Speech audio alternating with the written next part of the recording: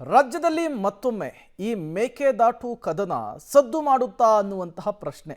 ಕಾರಣ ಅದೇ ವಿಚಾರಕ್ಕಾಗ್ತಾ ಇರುವಂತಹ ಬೆಳವಣಿಗೆಗಳು ಅದನ್ನು ಸೂಚಿಸ್ತಾ ಇದೆ.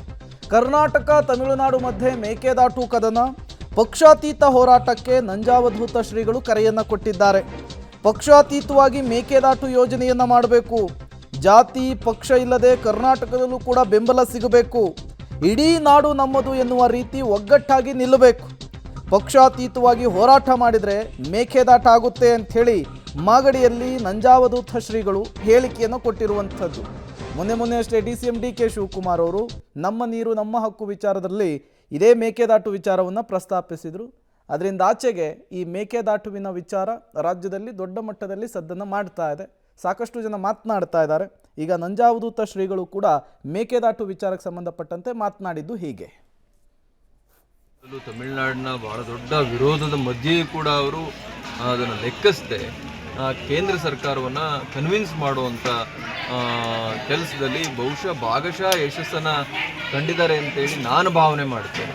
ಮೇಕೆದಾಟು ನಮ್ಮ ಹಕ್ಕದು, ನಮ್ಮ ರೈಟ್ಸ್. ಹಿಂದೆ ಶಿವಕುಮಾರ್ ಅವರೆಲ್ಲ ಪಾದಯಾತ್ರೆ ಮಾಡಿದರು.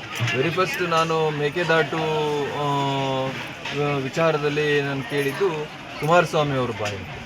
ಅವರೇನೇ ಇದನ್ನು ಮೇಕೆದಾಟು ಬಂದರೆ ಬುದ್ಧಿ ನಮಗೆ ಬೆಂಗಳೂರಿನ ಕುಡಿಯೋ ನೀರಿನ ಸಮಸ್ಯೆ ಬಗೆಹರಿರ್ತದೆ, ಮತ್ತು ಇಲ್ಲಿ 2-3 ಜಿಲ್ಲೆ ಇರಿಗೇಷನ್ ಸಮಸ್ಯೆ ಬಗೆಹರಿರ್ತದೆ, ಶಾಶ್ವತ ನೀರಾವರಿ ಆಗುತ್ತೆ, ಅದನ್ನು ಏನಾದರೂ ಮಾಡಿ ನಾವು ತರಬೇಕು ಮೇಕೆದಾಟು ಆಗಿ ಅಂತೇಳಿ ಹೇಳಿದವರು. ಮತ್ತು ಅದನ್ನು ಪಾದಯಾತ್ರೆ ಮೂಲಕ ಭಾಳ ದೊಡ್ಡ ಎಕ್ಸ್ಪೋಜರ್ನ ಮಾಡಿದಂಥವ್ರು ಶಿವಕುಮಾರ್ ಅವರು.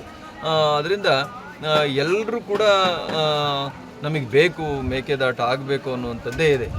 ಪಕ್ಷಾತೀತವಾಗಿ ಎಲ್ಲರೂ ಕೂಡ ಅದಕ್ಕೆ ಬೆಂಬಲವನ್ನು ವ್ಯಕ್ತಪಡಿಸ್ತಾರೆ. ತಮಿಳುನಾಡಿನಲ್ಲಿ ಯಾವ ರೀತಿ ನೀರಿಗೆ ಜಾತಿ ಇಲ್ವೋ, ನೀರಿಗೆ ಪಕ್ಷ ಇಲ್ವೋ, ಆ ರೀತಿ ಇಲ್ಲೂ ಆಗಬೇಕು. ಎಲ್ಲ ಜನ ನಮ್ಮವರೇ, ಇಡೀ ನಾಡು ನಮ್ಮದು ಅನ್ನುವಂಥ ಭಾವನೆಯನ್ನು ಇಟ್ಕೊಂಡು ಬಹುದೊಡ್ಡ ಸಂಘಟನಾತ್ಮಕ